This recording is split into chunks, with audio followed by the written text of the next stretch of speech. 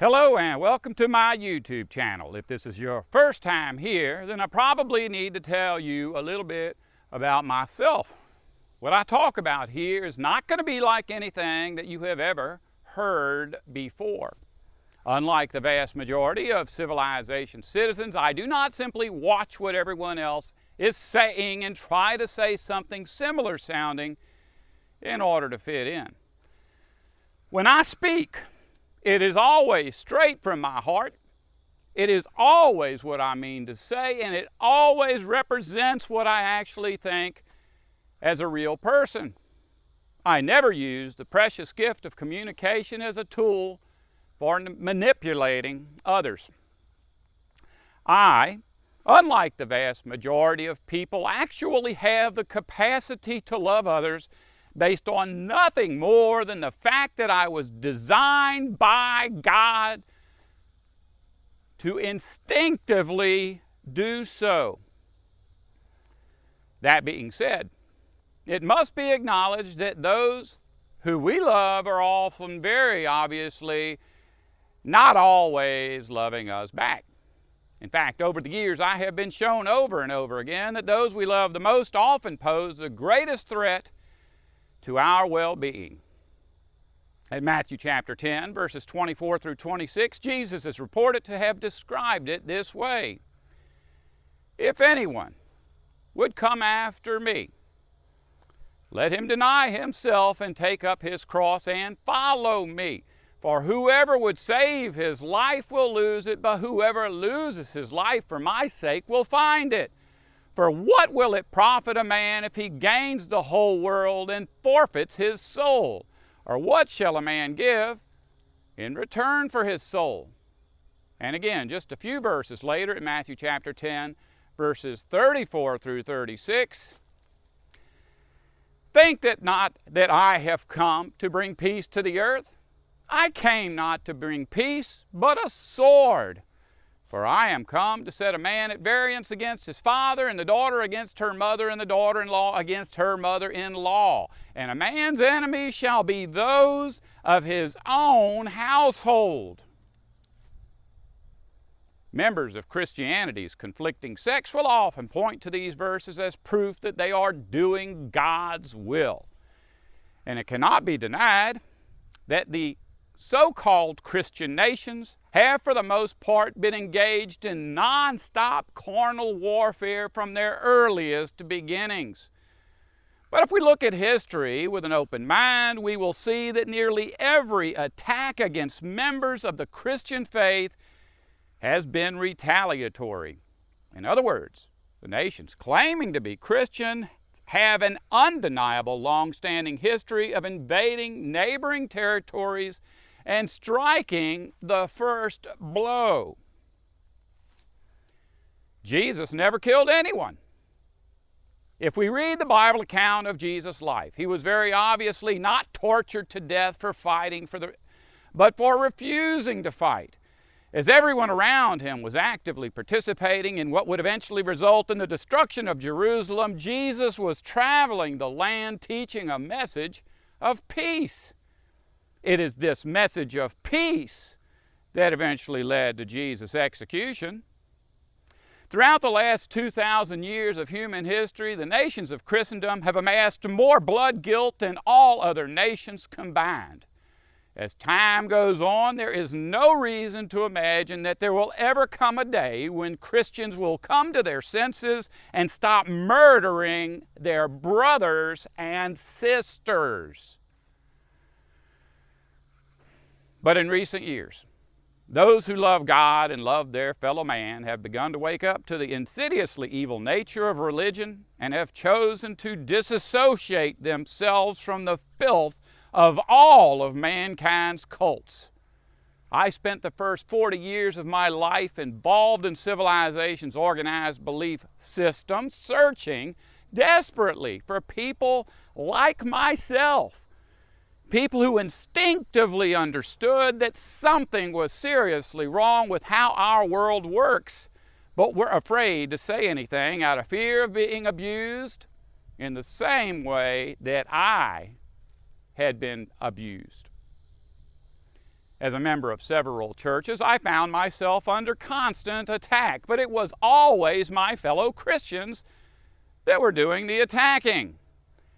I eventually began to look at religions outside of Christianity for loving people who are instinctively doing God's will.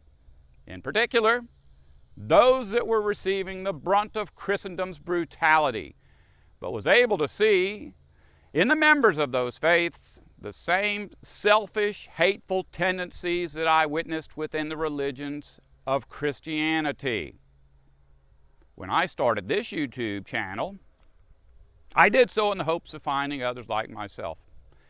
People who understood instinctively that the way that our world functions is evil and that religion was an integral part of convincing others to participate in that evil.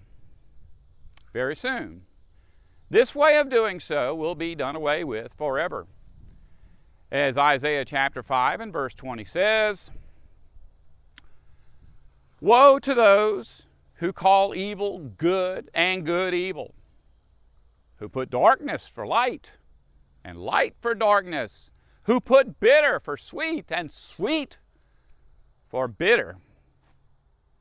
You may find this hard to believe, but earthwide there are literally thousands of people like me, and perhaps like you, who refuse to degrade themselves by struggling to achieve some kind of position in the empire's hierarchy.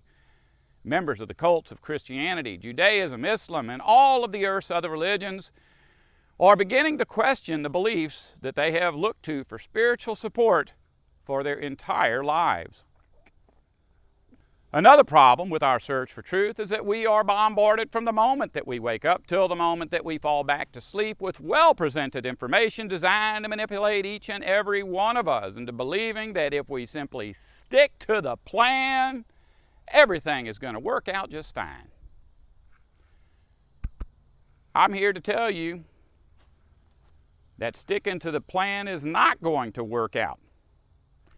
Everything that you have ever known is about to get very, very not fine. Another obstacle to our quest for truth is that our current access to information is always presented by some kind of short-haired, clean-shaven, suit-wearing, SUV-driving spokesmodel for the empire. In all of human history, God has never once used any such vile creature as any kind of mediator between himself and his human children.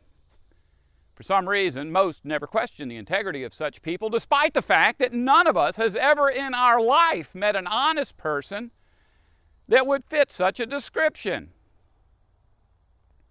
A very real obstacle to anyone seeking truth is the artificial hierarchy known as civilization. Another word for artificial is fake. But unlike most fake things, disobedience to this fiction that we call civilization brings with it deprivation, maltreatment, and ostracism. Very few would ever think to question our current situation due to the fact that we are all trained from birth to recognize our place in the current social order and simply accept that everyone is exactly where they deserve to be, including ourselves. That being the case, nobody ever listens to the guy at the bottom of civilization's high and mighty pyramid scheme. Most are so busy staring admiringly up at the short-haired, clean-shaven, suit-wearing guy way up at the tippy top that they aren't even aware that there is a guy on the bottom. You are not likely to see the guy on the bottom wearing a suit or any other such nonsensical costume. In Matthew chapter 11 and verse 8, Jesus had this to say about the appearance of John the Baptist, and in fact, about the appearance of all who are sent by God. But what did you go out to see? Were you expecting to see someone wearing fine clothing? If you're looking for someone like that, you should go look in the palaces of the kings. At the time when he said this, Jesus was not anywhere near the top of civilization's pyramid. Jesus knew what he was talking about from personal experience. The few that were willing to listen to Jesus were right down there at the bottom with him. As a human being, I have always felt a closeness to everyone that is a member of my own species. It is only through trial and error that I have figured out that sharing precious truth with just anyone can be dangerous. To once again quote Jesus, as recorded at Matthew chapter 7 and verse 6, cast not your pearls before swine. Now, getting back to what I do here on this channel, I teach truth. I only teach truth. I never attempt to manipulate anybody into any kind of religious agenda. And best of all, unlike the teaching of Satan's cults, everything that I post can be easily proven using nothing more than your eyes and your ears and a little common sense. Just to give you a sense of what you will learn should you choose to pay attention to the things that I am sharing with people, I will explain the single most important thing that you will ever need to know should you decide to look into what the Bible teaches for yourself. Most people believe that the Bible is some kind of rule book for achieving some kind of heavenly reward. But I knew even from the very first time that I read the Bible as a teenager that that was not the case. If you do ever decide to read the Bible for yourself and remember what I am telling you today, you will recognize that what I am saying is 100% true. The Bible is nothing at all like what your priest, pastor, elder, preacher, rabbi, or imam has been telling you. For a fact, the Bible is simply a written history of the war between God's kingdom and Satan's empire. This war is also spoken of in the Bible as the war between creation and civilization, and often as the war between the righteous angels and the wicked angels.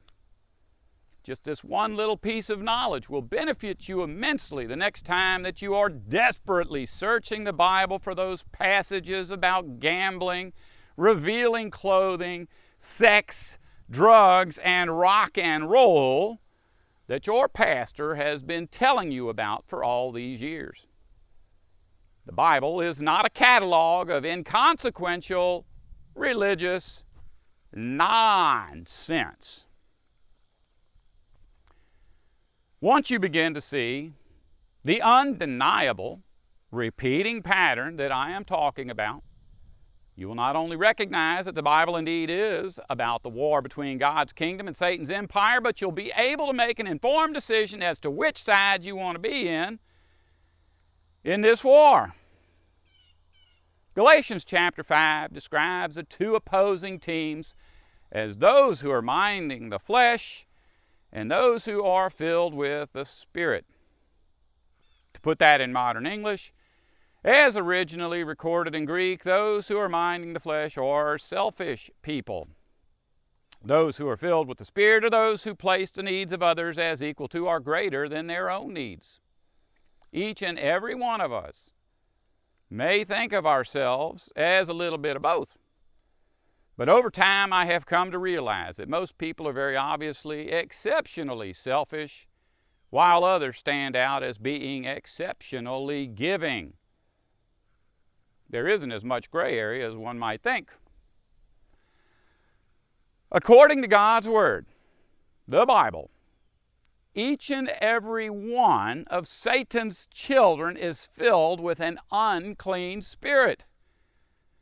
Before any of us can be filled with the Holy Spirit, we have to be willing to physically separate ourselves from every source of spiritual contamination that civilization has in place. Over the course of the last decade or so, I have been given much information to share with humanity that has been concealed from our ancestors by the churches for thousands of years. I suspect that God will continue to use me in this capacity all the way up until Christ's return. Should someone else be given this responsibility, I will stop producing videos and start watching the videos produced by my replacement. I am not the king of America, nor am I the high priest of Christianity. I'm just what I look like. An old man living at the end of a dirt road on a piece of land that usually holds standing water. I am about as much of a social outcast as a man can be without actually being homeless. I don't just spend all of my time posting videos about all of the secrets of the universe. I am still a human being struggling to stay alive on this planet, and much of what I post is the everyday stuff that I have to do in my regular life. The kind of stuff that anyone would talk about with their friends. Those who willingly listen to my teachings are my friends. And so it is appropriate that I tell them about my day. Obviously, my passion is for truth, and so if you start coming here on a regular basis to watch me maintain my land or plant trees, you need to know in advance that that is not all that I do. You will hear truth. And the truth that you will hear will be based on the teachings of the ancient past, primarily, but not just limited to, those of the Bible. Right now, it's very important that you listen to me and listen carefully. When I speak of truth, I am speaking of something that the Bible calls sacred secrets. Most of what I have been sharing with people, as I have already said, has not been heard by human ears for many thousands of years. If you keep up with this channel, those sacred secrets, which to this day are still secret, need not be secrets to you.